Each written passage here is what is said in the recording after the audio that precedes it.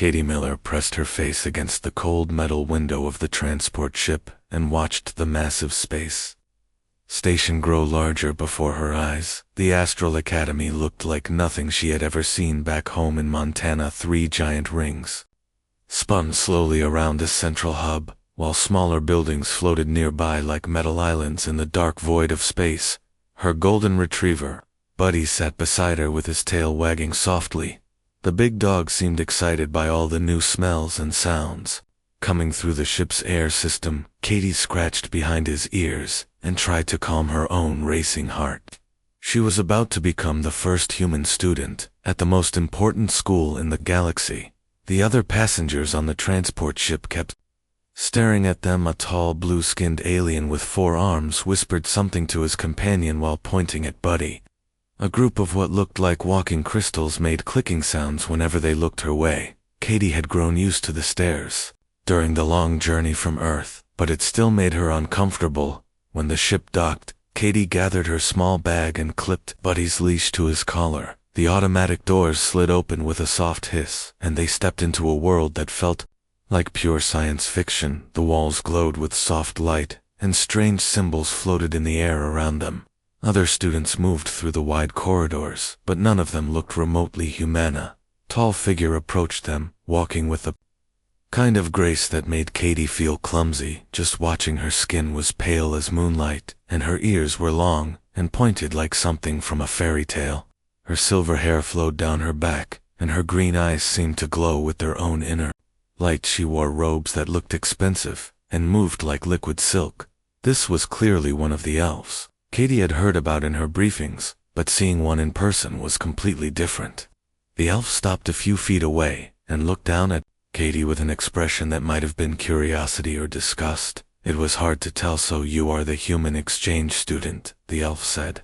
Her voice sounded like music, but there was something cold in it. "I am Lirelei, Moon Whisper, daughter of the High Council and senior student representative. I have been assigned to show you to your quarters." Katie tried to smile and extended her hand for a handshake, but Lirelei just stared at it without moving. Buddy wagged his tail and tried to approach the elf, but she took a step back, as if he might bite her hand. "What exactly is that creature?" Lirelei asked, pointing at Buddy with one long finger. "This is Buddy," Katie said. "He is my service animal. The paperwork was all approved before I came here. He helps me with anxiety and stress." Laurel looked even more confused. "A service animal? What kind of barbaric practice is this? Do humans not have proper medical treatment for mental disorders?" "Buddy is not barbaric." Katie felt her cheeks getting warm. "He is my friend, and he helps me feel safe in new places like this." The elf made a sound that might have been a laugh, but not a nice one, I suppose. "We should not expect much from such a primitive species. Come along. Then both of you try not to touch anything important." They walked through corridors that seemed to go on forever. Katie saw classrooms with floating desks and laboratories filled with equipment that looked like magic. Students of dozens of different species moved around them. Some looked almost human, while others were so strange that Katie could not figure out which end was their head. Buddy trotted alongside them with his nose working constantly. Katie knew he was cataloging every smell and sound in this new environment. Dogs were amazing that way. They could learn about a place just by breathing it in. She wished humans had senses that sharply. "Have 37 different species represented at the academy," Lirelei said, without looking back at them. "The most advanced civilizations in the galaxy send their best students here to learn diplomacy, science, and leadership skills." Katie nodded, even though the elf could not see her. She was still trying to process the fact that she was walking through a space station with an actual elf. It was like being inside one of the science fiction movies her dad loved to watch, except everything was real. Her species was not invited to participate, Lirelei continued. Earth was considered too primitive to contribute anything meaningful to galactic education, but your government was very persistent in their requests. They offered to share some of your agricultural techniques in exchange for a single student placement. Katie felt her face getting red again. She knew that Earth was considered backward compared to the other worlds in the galaxy, but hearing it said so bluntly still hurt. She thought about her hometown and her family, and all the good people she knew, who worked hard and cared about each other maybe. They did not have faster-than-light travel or energy weapons, but that did not make them worthless. Here are your quarters.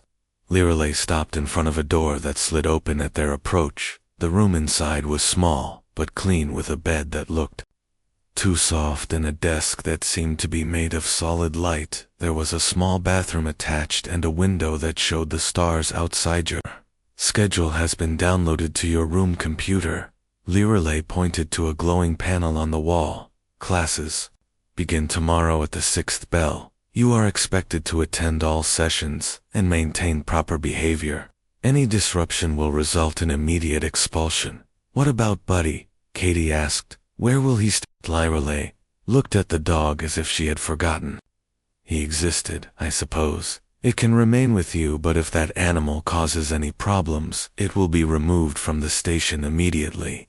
Do you understand? Katie nodded and watched the elf walk away. When the door closed behind her, she sat down on the edge of the bed and Buddy immediately put his head in her lap. She petted his soft fur and tried not to cry. She had known this would be difficult, but she had not expected to feel so. Along the room computer chimed softly and a holographic image appeared in the air showing her class schedule for the next day. Galactic History, Advanced Mathematics, Xenobiology, Diplomatic Protocol, and something called Tactical Analysis. Katie had no idea what half of these subjects even meant. She walked to the window and looked out at the stars, thinking about home. Her parents had been so proud when she was selected for the exchange program. Her dad had given her his old toolkit and made her promise to remember that Miller women were tough enough to handle anything. Her mom had cried and made her favorite cookies for the journey. Buddy came over and pressed against her legs, the way he always did when she was feeling sad. Katie knelt down and hugged him tightly, breathing in his familiar smell. He was the only piece of home she had brought with her, and she was grateful that the academy had allowed him to come tomorrow. She would start classes with beings from across the galaxy. She would try to learn things that humans had never studied. Before she would represent her entire species, and try to prove that Earth had something valuable to offer. She was 17 years old, and scared and homesick, but she was also determined. Katie opened her small bag and pulled out a picture of her family standing in front of their farmhouse. Her little brother was making a silly face, and her parents were smiling with their arms around each other. It looked so normal and peaceful compared to this place. She placed the picture on the desk next to the glowing computer, and made a decision. She was going to work harder than any student this academy had ever seen. She was going to show them that humans were not primitive or worthless. She was going to make her family and her planet proud. Buddy wagged his tail, as if he agreed with her thoughts. Katie smiled for the first time since arriving at the station. Maybe tomorrow would be better. Maybe she would find a way to fit in here after all. She had Buddy with her, and that made anything possible. Katie woke up to the sound of soft chimes coming from the room computer. Buddy was already awake, sitting by the window and watching other students walk past in the corridor outside. She checked the time display and realized she had overslept. The 6th bell had already rung 10 minutes ago. She quickly pulled on her academy uniform, which felt strange and stiff compared to her usual clothes back home. Buddy followed her as she rushed through the corridors trying to find her first class. The floating symbols on the walls were supposed to give directions, but she could not read any of them. When she finally found the Galactic History classroom, she was 15 minutes late. Every head turned to stare at her as she slipped through the door. The professor was a tall insect-like creature with multiple eyes that all seemed to focus on her at once. Our primitive exchange student finally joins us. Professor Zick made a clicking sound that might have been disapproval. Please take a seat and try not to disrupt the lesson. Further, Katie found an empty desk near the back, while Buddy lay down beside her. The other students continued to stare and whisper among themselves. She recognized Lirelei, sitting in the front row, with perfect posture and a look of elegant boredom on her face. The lesson was about something called the Third Galactic War, which had happened about 200 years ago. Katie tried to follow along, but the professor kept mentioning star systems and species she had Never heard of when he started talking about quantum torpedo deployment strategies. She was completely lost during the break between classes. A small group of students approached her desk. Most of them looked curious, but not particularly friendly. A student who appeared to be made of living metal spoke first. "So you are from Earth," the metal being said in a voice like grinding gears. "I have heard your species still uses chemical fuel for transportation. Is this true?" Katie felt her cheeks getting warm again. "Well, we have electric cars too now and solar panels." The metal student made a sound like static.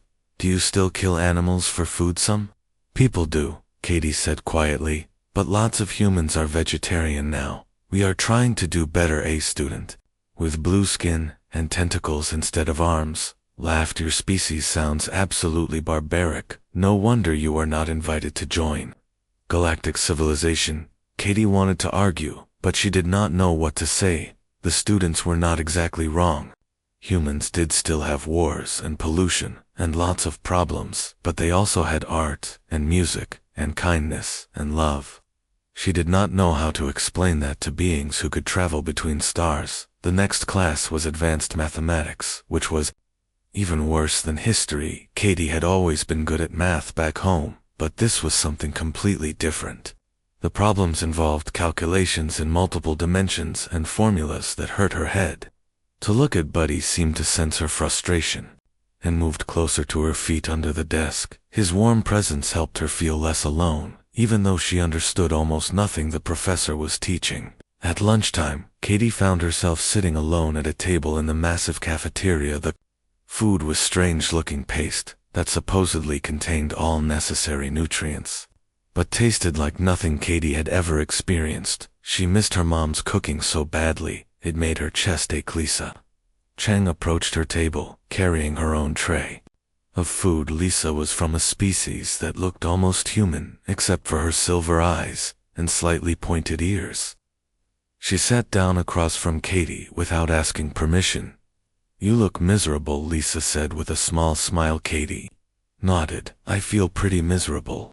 Too, everything here is so different from home. I do not understand half of what they are teaching and everyone thinks humans are stupid." Lisa took a bite of her food and made a face. "This stuff tastes terrible too. I am from Kepler 7 and our food actually has flavor." That made Katie smile a little.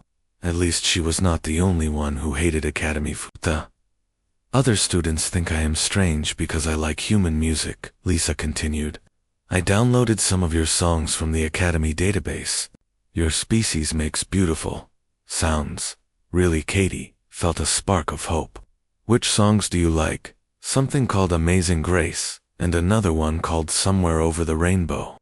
Lisa hummed a few notes that Katie recognized. "Your voices have such emotion in them. Most galactic music is very technical, but human songs make me feel things." Katie reached into her bag and pulled out a small device her brother had given her. It was loaded with hundreds of songs from Earth. She offered one of the earbuds to Lisa and they spent the rest of lunch listening to music together. The afternoon brought tactical analysis class, which turned out to be military strategy. Katie expected this to be another disaster, but something interesting happened when the professor presented them with a combat scenario. Her situation involved defending a space station from attack using limited resources. Most of the students immediately began calculating optimal weapon placement and shield frequencies, but Katie looked at the problem differently. She raised her hand tentatively. The entire class turned to stare at her again, including Lyra Lay, who looked mildly interested for the first time. "Yes, Miss Miller, Professor Kex was a reptilian creature with scales that changed color when he moved. What is your suggestion?" Katie stood up, feeling nervous. "Well, I was thinking instead of trying to fight them head-on, what if we made them not want to attack us in the first place?" The class erupted in confused murmurs. Professor Kex held up one clawed hand for silence. "Please explain your reasoning." Katie walked to the front of the room, where a holographic display showed the scenario. "Back home when coyotes threatened our chickens, my dad did not try to fight them. He made the chicken coop smell bad and put up scarecrows. The coyotes decided it was easier to hunt somewhere else." Several students laughed. but Professor Kex looked thoughtful. Continue. What if we broadcast false distress signals from other directions? Katie pointed to the hologram. Make them think there are easier targets elsewhere, or we could fake a disease outbreak on the station. Make it look like attacking us would be dangerous for them. The room went very quiet. Lirelei was sitting up straighter, now staring at Katie with an expression of genuine surprise. Professor Kex changed colors several times before speaking. That is a most unconventional approach, Miss Miller. Your strategy relies on deception rather than superior firepower. Is that bad? Katie asked on the contrary. Professor Kex smiled, showing sharp teeth. It is quite brilliant. Most species would never consider such indirect tactics. You have found a solution that requires minimal resources and results in no casualties whatsoever. Katie felt a warm glow of pride as she returned to her seat. Several students were looking at her with new respect instead of dismissal. Even Lirelei nodded slightly when their eyes met. After classes ended, Katie was walking back to her room when Lirelei caught up with her in the corridor. The elf moved with her usual grace, but there was something different in her expression. Miss Miller, I wanted to speak with you about your performance in tactical analysis today. Katie stopped walking and Buddy sat down beside her. Was I wrong about something? Not at all, Lirelei said. Your solution was quite clever. I had not considered using psychological warfare in that scenario. Thank you, Katie. Was not sure if this was actually a compliment or not. Where did you learn such strategies? Lirelei asked. Do humans study military deception extensively? Not really, Katie shrugged. I just grew up on a farm. We had to deal with all kinds of animal problems. My dad always said it was better to outsmart a problem than to fight it. Fascinating. Lirelei looked thoughtful. Your agricultural background provided tactical insights that our advanced military training did not cover. Katie felt another warm glow. Maybe being from a farming family was not something to be ashamed of. After all, maybe her background was actually useful in ways she had never imagined. I should return to my studies, Lirelei said. But perhaps we could discuss strategy again sometime. Your perspective is quite unique. As the elf walked away, Katie realized that for the first time since arriving at the academy she felt a tiny bit hopeful. Maybe she did belong here after all. Maybe humans had something valuable to contribute to galactic civilization. Buddy wagged his tail and licked her hand as if he agreed. They walked back to their room together and Katie felt like tomorrow might be a little bit better than today. 2 weeks had passed since Katie arrived at the academy and she was finally starting to find her rhythm. The classes were still difficult, but she had made a few friends, including Lisa Chang, and even Lirelei seemed less hostile toward her. Buddy had become something of a celebrity among the students who had never seen an Earth animal before. Katie was walking to her xenobiology class when Buddy suddenly stopped in the middle of the corridor. His ears perked up and his nose began working. Frantically he started whining softly and pulling toward a side passage that led to the research laboratories. What is wrong, boy? Katie asked, scratching behind his ears. Buddy was usually calm and friendly, but now he seemed agitated about something. Buddy continued to pull toward the lab corridor, his whining getting louder. Other students were starting to notice, and a few of them moved away nervously. Katie tried to calm him down, but the big dog was clearly upset about something. Lisa Chang appeared beside them, looking concerned. What is happening with Buddy? Do not know, Katie said. He started acting strange when we got near the labs. Maybe he smells something that bothers him. Maytal security officer approached them with a stern expression on his face. The being looked like a cross between a bear and a lizard, with thick scales and powerful arms. Is there a problem here? Officer Drex asked, in a deep rumbling voice. Your animal is causing a disturbance. Kate felt her stomach drop. She remembered Lirelei's warning about Buddy causing problems. I am sorry, officer. He is not usually like this. I think something might be bothering him, officer. Drex looked annoyed. Animals do not belong in an educational facility. I should have you both removed from the station immediately. Pleased, Katie said quickly. Let me just take him back to our room. He will be fine once we get away from whatever is bothering him. But Buddy would not be led away. He kept pulling toward the lab area, and his whining turned into Soft barks. Katie had never seen him act this way before. Back home he only got upset when there was real danger, like when coyotes came too close to the farm. Eula appeared from one of the laboratory doorways. The xenobiology professor was a graceful being with tentacles instead of arms and skin that changed color when she moved. She looked concerned about the commotion. "What seems to be the trouble here, Dr. Eula?" asked Buddy. Continued to bark and pull toward the labs. Katie made a sudden decision that surprised even herself. "Dr. Eula, I think Buddy is trying to tell us something important back home. He only acts like this when there is danger. Can we please check the labs to see if something is wrong?" Officer Drex made a dismissive sound. "Ridiculous. We are supposed to trust the instincts of a primitive Earth creature over our advanced sensor systems." But Dr. Eula looked thoughtful. "Actually, officer, our sensors have detected some minor anomalies in Lab 7 over the past few days, nothing serious. But the readings have been slightly off." Kati felt a surge of hope. Maybe Buddy really was detecting something the sensors could not.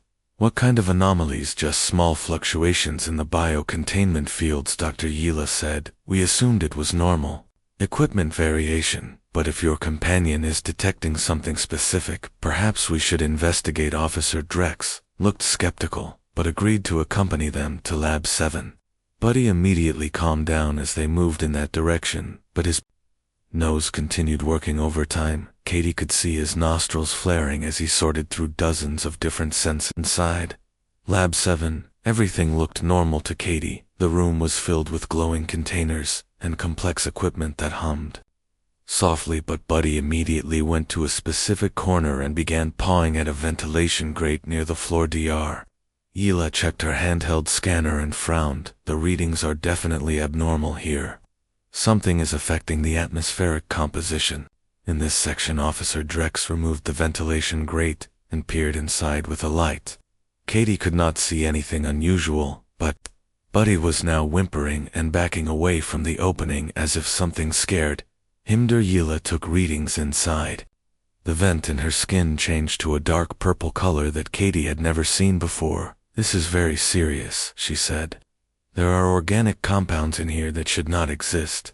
Traces of something that appears to be consuming the metal itself." "Consuming metal?" Katie asked. What could do that? Dr. Eula was already activating emergency protocols. "Officer Drex, we need to evacuate this section immediately and contact the Academy Command. These readings match something from the restricted database." "What kind of something?" Officer Drex asked. Dr. Eula looked grim. "Void devourers. Ancient parasitic organisms that feed on life energy itself. If they are in the ventilation system, they could spread throughout the entire station." Katie felt ice water flowing through her veins. She had never heard of void devourers, but the way Dr. Eula said the name made her skin crawl. Buddy pressed against her legs, sensing her fear. "How did your animal detect them when our sensors could not?" Officer Drex asked. Katie thought about it. "Dogs evolved to survive by detecting threats that humans could not sense. Maybe Earth animals developed different abilities than species that rely on technology." Within an hour, the entire academy was in emergency lockdown. Squads of security officers searched every ventilation duct and maintenance area, while students were confined to their rooms. Katie and Buddy were brought to the command center, where Principal Velter wanted to question them personally. The principal was an imposing figure, with metallic skin and glowing eyes that seemed to see everything at once. He studied Katie and Buddy with obvious curiosity. "Miss Miller, your companion has potentially saved thousands of lives today," Principal Velter said. "But I must understand how this is possible. Our detection systems are the most advanced in the galaxy." Katie tried to explain. "Dogs have been hunting and tracking for thousands of years on Earth. They can smell things that are too faint for humans to detect. Maybe they can sense things that machines cannot." New voice spoke from behind them. It was Lirale, who had somehow gained access to the command center.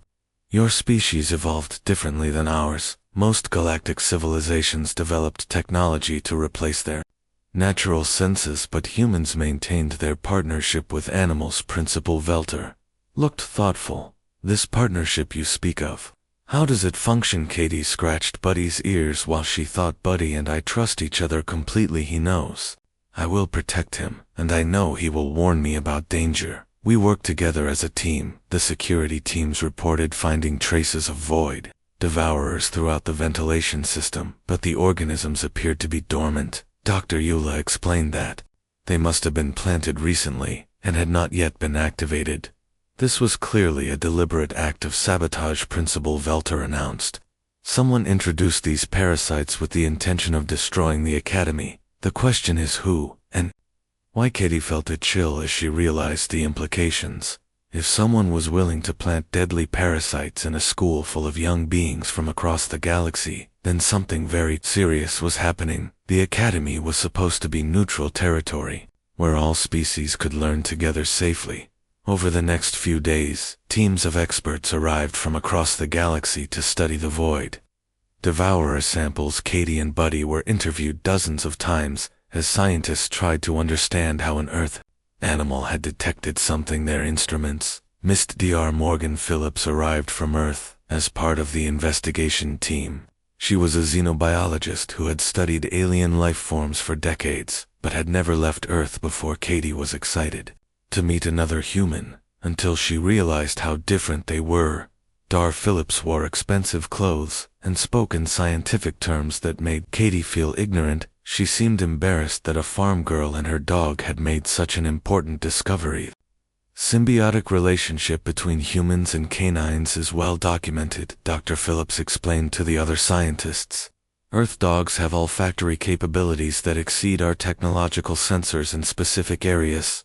Katie wanted to point out that Buddy was more than just a useful tool, but she did not want to argue with another human in front of alien scientists. Instead, she focused on helping the investigation teams understand what Buddy had detected. Lorelei found her in the cafeteria later looking upset. Are you all right, Katie? I guess I thought Dr. Phillips would be more like me, Katie said, but she treats Buddy like he is just a piece of equipment. She does not understand that we are Lorelei sat down across from her. I am beginning to understand something important about humans. Your strength comes not from your technology, but from your relationships. You form bonds with other species that most of us cannot comprehend. Katie looked up hopefully. Really smiled. Your primitive agriculture taught you tactical thinking. Your partnership with animals taught you to detect threats. Our advanced sensors missed. Perhaps being primitive is not the disadvantage we assumed it was. That night Katie lay in bed, thinking about everything that had happened. Buddy was curled up beside her, breathing softly in his sleep. She wondered who had planted the parasites and why. The investigation was just beginning, but she had a feeling that this was much bigger than just an attack on the academy. Something was coming, and Earth might be the only world prepared to face it. The emergency meeting in the Academy Command Center included representatives from every major galactic civilization. Katie had never seen so many different species in one room before. The tension was thick enough to cut with a knife, and Buddy stayed close to her side, sensing the danger in the air. Principal Velter stood at the center of a holographic display showing star maps covered in red warning symbols. The investigation teams have made a disturbing discovery, he announced. The void found here at the Academy are not an isolated incident. The display zoomed in on dozens of star systems, each marked with the same red symbols. Similar parasitic organisms have been detected on over 200 worlds across the galaxy. They appear to be dormant, waiting for some kind of activation. Signal. Katie felt her blood turn cold. 200 worlds, that meant billions of beings were at risk. A tall crystalline being near the front of the room began to pulse with nervous light. How is this possible, Commander? Srix asked, in a voice like breaking glass. Our security systems should have detected any large-scale infiltration. That is the most troubling part, Dr. Yila said, stepping forward. The organisms are so small and well hidden that only specialized detection methods can find them. Our sensors dismiss them as background noise. Another voice spoke from across the room. What kind of specialized detection methods? A reptilian diplomat with scales that shifted colors as she talked looked directly at Katie. Morgan Phillips cleared her throat. Preliminary studies suggest that Earth canines possess sensory capabilities that complement our technological systems. Their evolutionary development focused on threat detection rather than tool creation. Caddy noticed that Dr. Phillips did not mention her by name or give Buddy any credit for the discovery. She felt a flash of anger, but tried to stay focused on the bigger picture. Lorelei stood up from her seat near the back of the room. If I may, Principal Velter, the human and her companion detected these parasites. When our systems failed, should we not be asking Earth for assistance rather than simply studying their methods? Murmur ran through the assembled representatives. Some sounded interested, while others seemed offended by the suggestion. Several beings near the front made dismissive gestures. Counselor Vex from the hegemony spoke in a booming voice. Earth is a primitive world, with no significant technology or military capability. What could they possibly offer that our combined civilizations cannot provide? Katie felt her temper rising. She had heard this argument too many times. Buddy sensed her mood and pressed closer to her legs, offering comfort, the way he always did. She found herself standing up before she realized what she was doing. The entire room turned to stare at her, and she felt her cheeks burning with embarrassment, but she was tired of being dismissed. May I say something? Katie asked. Principal Velt looked surprised, but nodded. Katie took a deep breath, trying to organize her thoughts. Everyone keeps calling humans primitive, but maybe that is exactly what you need right now. Your advanced technology could not detect these parasites, but a farm dog from Montana found them in minutes. Counselor Vex made a scoffing sound. One lucky discovery does not make Earth a valuable ally. It was not luck, Katie said, her voice getting stronger. Buddy detected something wrong because dogs evolved to work with humans. We learned to trust each other and communicate without words. Your species developed amazing technology, but you lost the ability to work with other life forms. The way we do. The room was completely quiet now. Even the background hum of the station's systems seemed muted. Katie realized she was speaking to the most powerful beings in the galaxy. But somehow that made her more determined, rather than scared. Back home, when there was a problem, we did not just throw technology at it. We worked together, humans, and dogs and cats and horses. We learned from each other, we protected each other. That partnership is what detected your parasites. She sat down quickly, feeling like her heart might explode from beating so fast. Buddy wagged his tail softly and licked her hand, as if he was proud of her. Principal Velter looked thoughtful. Miss Miller raises an interesting point. Our civilizations have become very specialized. We rely on technology for functions that other species perform. Naturally, Dar Phillips stepped forward, clearly uncomfortable with the attention Katie was getting. While there may be some merit to these observations, we must remember that Earth lacks the infrastructure for any meaningful contribution to galactic defense. But that assumption was about to be proven wrong. A new holographic display appeared, showing real-time data from across the galaxy. Red lights were blinking on dozens of worlds, as monitoring stations reported the same disturbing reading. Parasites are activating, Dr. Yella announced with horror in her voice. The quantum signature matches perfectly. Something is sending a wake-up signal to every void devourer in the galaxy. Katie watched as the red lights spread across the star map like a disease. Entire solar systems were going dark as the parasites began consuming everything in their path. The beings in the command center were paralyzed with shock at the scale of the disaster. Then Buddy started barking again, but this time it was different. He was not scared or agitated. He was excited, as if he sensed something good approaching. Katie looked toward the main entrance and saw a group of humans in Earth's military uniforms walking into the command center. The lead figure was a woman with short gray hair and the kind of presence that commanded attention, even in a room full of aliens. She walked straight to Principal Velter and extended her hand. For a handshake. Principal Velter, I am General Kelly White from Earth Defense Command. We received your emergency transmission about the parasite threat. General White turned to address the entire room. My government has been monitoring this situation since our student made the initial discovery. We have been preparing a response. Counselor Vex stood up again, What kind of response could Earth possibly mount? You have no interstellar military capability, General. White smiled grimly. You are correct that we lack space fleets or energy weapons, but we have something you do not. We have 4 billion dogs. The room erupted in confused murmurs. General, White activated her own holographic display, showing Earth, surrounded by hundreds of small spacecraft. Each one contained detection teams of humans and specially trained animals. For the past week, we have been deploying early warning networks throughout our solar system, General White continued. Our detection teams can identify dormant parasites from orbit. Using enhanced sensory equipment based on canine abilities, Katie felt a surge of pride watching the adults in the room take Earth seriously for the first time. But her excitement faded as she realized the true scope of the threat. General White, the parasites are already active across most of the galaxy, Katie said. How can detection teams help? Not. The general looked at her with respect. You must be Katie Miller, the young woman who started all this. You ask a very good question. She manipulated the holographic display to show Earth in more detail. Our detection network serves 2 purposes. First, it identifies infected areas so rescue operations can focus on uncontaminated populations.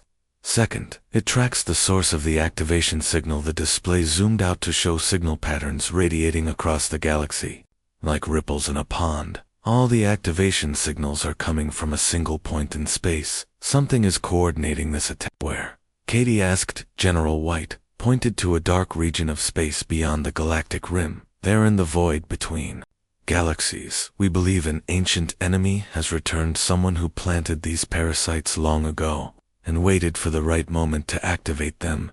The implications hit Katie like a physical blow. This was not just an attack on the Academy, or even a few worlds. This was an attempt to destroy galactic civilization itself, and Earth, with its primitive animals and farming techniques, might be the only thing standing in the way. Principal Velter addressed General White. What do you propose we need? To establish detection networks on every uninfected world as quickly as possible, General White said. Use our animals to find any remaining dormant parasites before they can be activated. Meanwhile, our deep space tracking teams will locate the source of the signals. Counselor Vex looked skeptical. And then what? Earth has no weapons capable of reaching that distance, General. White exchanged glances with Katie. Before answering, we may not have weapons, but we have something else. We have the ability to track and understand our enemy. Most of your species have forgotten how to hunt. The room fell silent as the representatives began to understand. Earth was not offering to fight this battle with technology. They were offering to hunt down an ancient predator using skills that galactic civilization had abandoned long ago. Katie realized that everything was about to change. Earth was no longer a backward world, begging for acceptance. They were becoming the galactic early warning system, and possibly the only hope for stopping an enemy that had been planning this attack for centuries. Buddy wagged his tail, as if he understood that their real adventure was just beginning. 3 months later, Katie stood on the bridge of the Galactic Command Ship, looking out at a sight that would have been impossible to imagine. When she first arrived at the Academy, hundreds of vessels from dozens of worlds flew in formation, while Earth detection teams worked alongside alien scientists to track their ancient enemy. Buddy sat beside her wearing a special harness that connected him to the ship's sensor array. His enhanced abilities had been integrated with galactic technology, creating a detection system unlike anything the galaxy had ever seen. Katie scratched behind his ears and marveled at how much had changed. The enemy had been identified through careful analysis of the activation signals. An ancient race called the Harbingers, who had seeded the galaxy with void devourers millions of years ago, before retreating to the dark space between galaxies.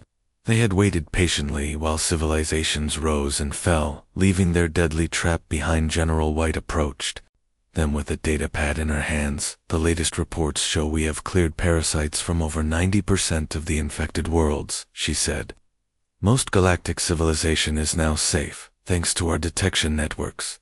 Katie smiled, but she knew the real challenge still lay ahead. They had found the Harbinger's hidden base in a massive artificial structure floating in the cosmic void between galaxies. Getting there would require technology Earth did not possess, and facing them would require courage that had never been tested on this Scala joined them on the bridge, wearing robes that combined elven elegance with practical Earth designs. She had become one of Katie's strongest supporters, and had convinced many galactic leaders to trust human methods. The Elven Council has agreed to provide transportation to the Harbinger base, Lirelay announced.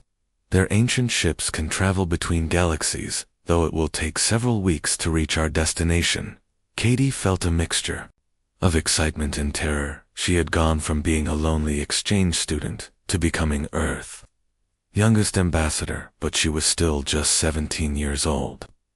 The thought of facing beings who had lived for millions of years made her stomach clench dear.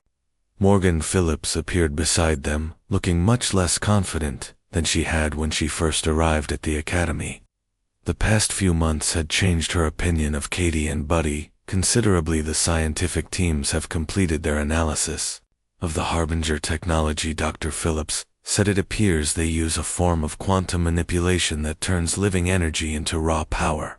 Their entire civilization is based on consuming other life forms. That is why they planted the parasites. Katie realized they were preparing the galaxy to be their next meal. Exactly, Dr. Phillips nodded. Your companion and others like him represent something they cannot understand or control. A symbiotic relationship that creates strength rather than consuming. Principal Velter contacted them through the communication system. Katie Miller, please report to the main conference room. We are ready to begin the final briefing. Katie and Buddy made their way through corridors filled with beings from across the galaxy. All of them nodded respectfully. When they saw her, some even tried to pet Buddy, who had become famous as the dog who saved galactic civilization. The conference room contained the most important military and political leaders from hundreds of worlds. Katie recognized many faces from the academy, including several of her former classmates who had volunteered for the mission. General Nancy Brown from Earth stood at the center of the room, addressing the assembled representatives. We have one chance to stop the Harbingers before they activate their backup systems.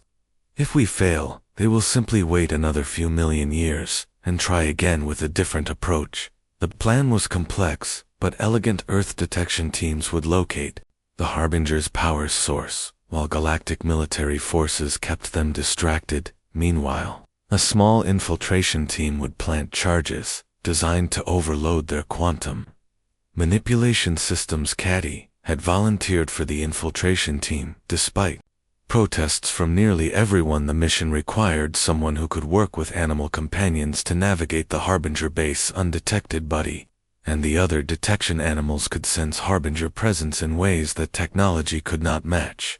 Their millions of years of evolution had made them perfectly adapted to consuming life energy, which meant they generated a unique signature that Earth animals could detect. The journey to the Harbinger base took 3 weeks of travel through empty space. Katie spent the time training with elite soldiers from a dozen different species. She learned to use alien weapons and survival equipment while teaching them how to work with animal partners. When they finally arrived at their destination, Katie gasped at the sight before them. The Harbinger base was a massive structure that dwarfed entire star systems.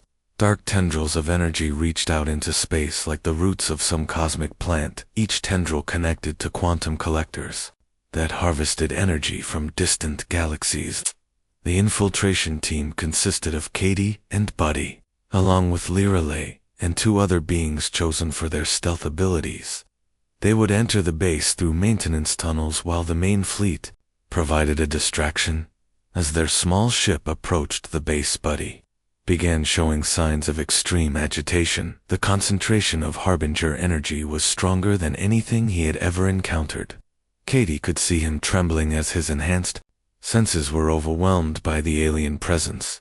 It is okay, boy, she whispered, holding him close. We are going to stop them and then go home. The maintenance tunnel was barely large enough for them to crawl through, but it allowed them to bypass the main security systems. Buddy led the way, using his enhanced senses to guide them around Harbinger patrols. The ancient beings moved through their base like living shadows, consuming energy from the very air around them. When they finally reached the central power core, Katie understood why the Harbingers had been so successful.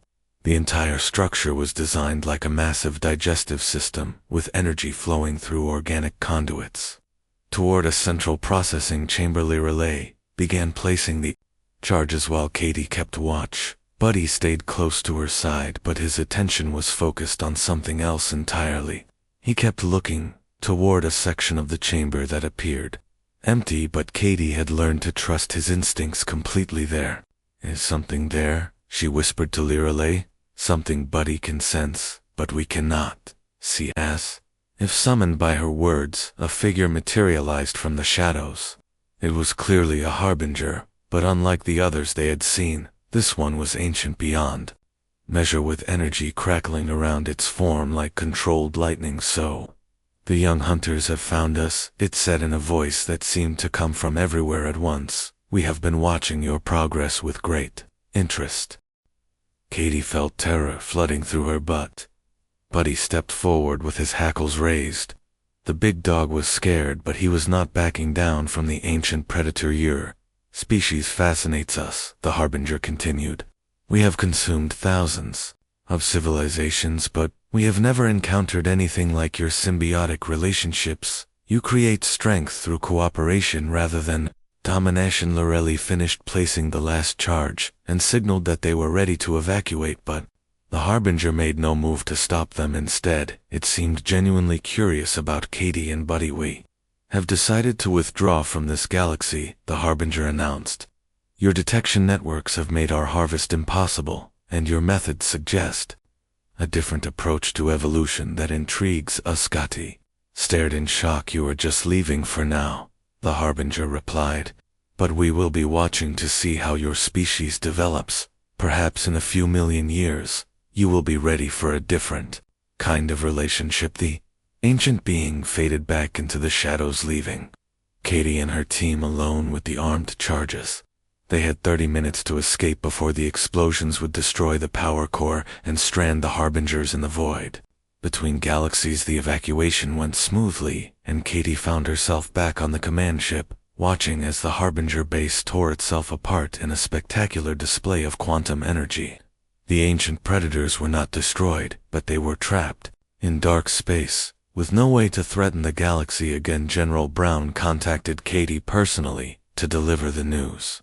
The Galactic Council has officially recognized Earth as a full member of galactic civilization, with all the rights and responsibilities that entails. Katie felt tears streaming down her cheeks as she realized what this meant. Earth was no longer a primitive backwater world. Her planet would have a voice in galactic affairs, and her people would be respected as equals. 6 months later, Katie stood in front of a classroom at the academy, teaching a course called Applied Human Methods to students from across the galaxy. Buddy lay beside her desk, wearing his official academy service harness with pride.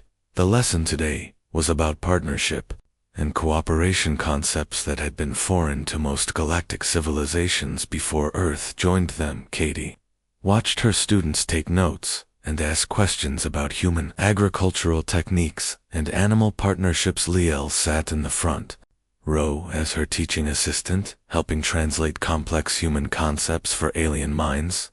The former princess had become one of Earth's strongest advocates and had written several papers about the value of primitive approaches to modern problems. After class, Katie walked Buddy through the academy corridors that had once seemed so strange and intimidating. Now they felt like home. She had friends from dozens of species and respect from beings she had once thought were impossibly advanced. Velter stopped her in the hallway with news that made her smile. Earth has been selected to host the next Galactic Youth Summit, he announced. Representatives from every member world will visit your planet to learn about human methods. Katie imagined alien students visiting her family farm in Montana, learning to work with horses and dogs, while her parents shared their knowledge about sustainable agriculture. It seemed like the perfect way to show the galaxy that primitive did not mean worthless. That night she sat by her window, writing a letter to her family back home. She told them about her students and her work and how Buddy had become the most famous dog in galactic history. She told them she loved them and missed them, but she was exactly where she belonged. Buddy climbed onto her bed and curled up beside her, the way he had done every night since they arrived at the academy. Katie scratched his ears and looked out at the stars, thinking about all the worlds they had helped save. Would bring new challenges and new opportunities to prove that Earth belonged among the stars.